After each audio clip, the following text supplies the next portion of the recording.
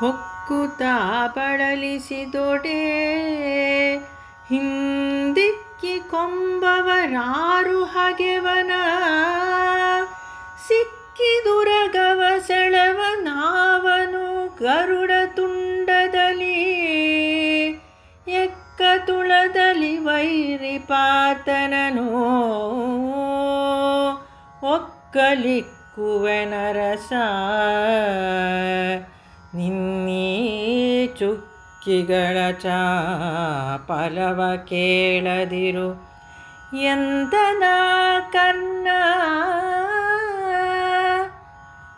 ಎಲ್ರಿಗೂ ನಮಸ್ಕಾರ. ವಿರಾಟ ಪರ್ವದ 7ನೇ ಸಂಧಿಯ ಪದ್ಯಗಳು. ಇದಕ್ಕೆ ಉತ್ತರ ಗೋಗ್ರಹಣ ಯುದ್ಧದಲ್ಲಿ ಬೃಹನ್ನಳಿಯ ವೇಷದಲ್ಲಿರುವಂಥ ಅರ್ಜುನನು ಕೌರವರ ಸೈನ್ಯವನ್ನು ನುಚ್ಚುನೂರು ಮಾಡಿ ಕೌರವರನ್ನ ಹಿಮ್ಮೆಟ್ಟಿಸಿರ್ತಾನೆ. ಆಗ ಈ ಯುದ್ಧದಲ್ಲಿ ಈ ಪರಿಯ ಸೋಲನ್ನು ಅಥವಾ ಈ ಪರಿಯ ಪ್ರತಿರೋಧವನ್ನು ನಿರೀಕ್ಷಿಸುತ್ತಿದ್ದ ದುರ್ಯೋಧನನ ತಂಡಕ್ಕೆ ಅವರೆಲ್ಲರೂ ಕೂತ್ಕೊಂಡು ಒಂದು ಕಡೆ ಯೋಚನೆ ಮಾಡ್ತಿರುವಾಗ ಹೇಗಪ್ಪ ಇದರಿಂದ ಹೊರಗಡೆ ಬರಬೇಕು ಅಂತ ಯೋಚನೆ ಮಾಡ್ತಿರ್ಬೇಕಿದ್ರೆ ಅಲ್ಲಿ ಕರ್ಣ ಇರ್ತಾನೆ, ದುರ್ಯೋಧನ ಇರ್ತಾನೆ, ಮತ್ತು ಕೃಪಾಚಾರ್ಯರು ಮತ್ತು ಇತರೆಲ್ಲ ಇರ್ತಾರೆ.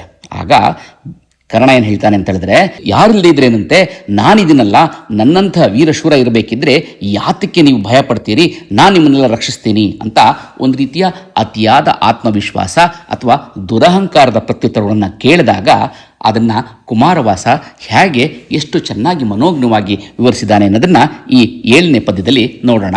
ಅದು ಹೊಕ್ಕುತ ಬಳಿ ಸಲ್ಲಿಸಿದೊಡೆ ಅಂತ. ಈ ಪದ್ಯದಲ್ಲಿ ಕರ್ಣನ ಅತಿಯಾದ ಆತ್ಮವಿಶ್ವಾಸದ ವಿರುದ್ಧ ಟೀಕೆ ಮಾಡುವುದರ ಜೊತೆಯಲ್ಲೇ ವೀರರಸ ಎಚ್ಚರಿಕೆ, ಯುದ್ಧ ತಂತ್ರದ ಅರಿವು ಮೂಡಿಸುವುದಲ್ಲದೆ ಗರುಡನ ಬಾಯಿಯಲ್ಲಿ ಸಿಕ್ಕಿದ ಹಾವು ಅರ್ಥಾತ್ ಅರ್ಜುನನ ಕೈಗೆ ಸಿಕ್ಕ ಶತ್ರುಗಳ ದುರವಸ್ಥೆಯನ್ನು ಮತ್ತು ಅರ್ಜುನನ ಅಜೇಯತೆ ಮತ್ತು ಶತ್ರುಗಳಿಗೆ ಅವನ ಭಯಾನಕತೆಯನ್ನು ಈ ಪದ್ಯದಲ್ಲಿ ಬಹಳ ಸುಂದರವಾಗಿ ಕವಿ ಕಟ್ಟಿಕೊಟ್ಟಿದ್ದಾನೆ. ಅರ್ಜುನನು ಯುದ್ಧಕ್ಕೆ ಹೊಕ್ಕ ಶತ್ರುಗಳನ್ನು ಸುತ್ತುವರೆದು ದಾಳಿ ಮಾಡಿದಾಗ ಗರುಡನ ಬಾಯಿಯಲ್ಲಿ ಸಿಕ್ಕಿಕೊಂಡ ಸರ್ಪ ತಪ್ಪಿಸಿಕೊಳ್ಳಲಾಗದೆ ವಿಲವಿಲನೆ ಒದ್ದಾಡುವ ಪರಿಸ್ಥಿತಿ ಉಂಟಾಗುತ್ತದೆಯೋ ಹಾಗೆಯೇ ಅರ್ಜುನ ಕೈಗೆ ಸಿಕ್ಕಿಕೊಳ್ಳುವ ಶತ್ರುಗಳು ಸಹ ತಪ್ಪಿಸಿಕೊಳ್ಳಲಾರರು. ಪಾರ್ಥನು ತನ್ನ ವೈರಿಗಳನ್ನು ಕ್ಷಣಾರ್ಧದಲ್ಲಿ ನಾಶ ಮಾಡಬಲ್ಲನು.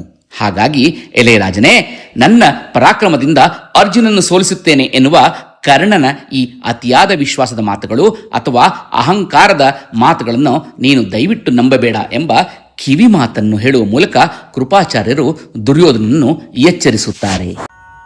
ಎನಲು ನಿನ್ನೆ ಚುಕ್ಕಿಗಳ ಚಾಪಲವ ಕೇಳದಿರೆನಲು ಬುಗಿಲ್ಲಂದನು ಕೃಪಾಚಾರ್ಯನು ಸುಯೋಧನ ಕೇಳು ರಾಧಾತನಯನಿವ ಬೊಗುಳುದೊಡೆ ನಿಶ್ಚಯವೆಂದು ನಂಬದಿರು ಅನುವರದೊಳ್ ಅರ್ಜುನನ ಗೆಲುವೊಡೆಗೆ ಎನಗೆ ನಿನಗೆ ಈ ತಂಗೆ ಕೆಲಬರಿಗೆ ಅನಿಮಿಷರಿಗೆ ಅಳವಲ್ಲ ಬಲ್ಲೈ ಪಾರ್ಥನ ದಟುಗಳ. ವಿರಾಟ ಪರ್ವ 7ನೇ ಸಂಧಿಯ ಪದ್ಯ 8 ಎನಲು ಬುಗಿಲೆಂದನು. ಇದರಲ್ಲಿ ಹಿಂದಿನ ಪದ್ಯದಲ್ಲಿ ಹೇಳಿದಂತೆ ಇಲ್ಲೂ ಸಹ ತಮ್ಮ ಮಾತನ್ನು ಮುಂದುವರಿಸಿದಂಥ ಕೃಪಾಚಾರ್ಯರು ಕರ್ಣನ ಅತಿಯಾದ ಆತ್ಮವಿಶ್ವಾಸನ ಕಂಡು ಸ್ವಲ್ಪ ಕೋಪಗೊಂಡಿರ್ತಾರೆ.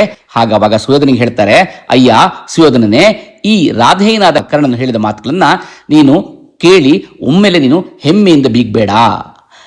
ಮಹಾಪರಾಕ್ರಮಿಯಾದ ಅರ್ಜುನನನ್ನು ಯುದ್ಧದಲ್ಲಿ ಸೋಲಿಸುವುದು ಅಷ್ಟು ಸುಲಭದ ವಿಷಯ ಅಲ್ಲ.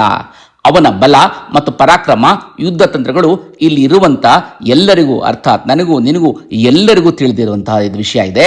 ಅಂಥ ಸಮಯದಲ್ಲಿ ನೀನು ಸುಮ್ಮನೆ ನಿನ್ನ ಬಲಗೈ ಬಂಟ ಏನೋ ಕರ್ಣನು ಹೇಳ್ತಾ ಇದ್ದಾನಲ್ಲ ಆ ಮಾತುಗಳನ್ನ ಸಂಪೂರ್ಣವಾಗಿ ನಂಬಬೇಡ, ಸ್ವಲ್ಪ ಎಚ್ಚರಿಕೆಯಿಂದ ಯೋಚನೆ ಮಾಡುವಂತ ಹೇಳ್ತಾರೆ.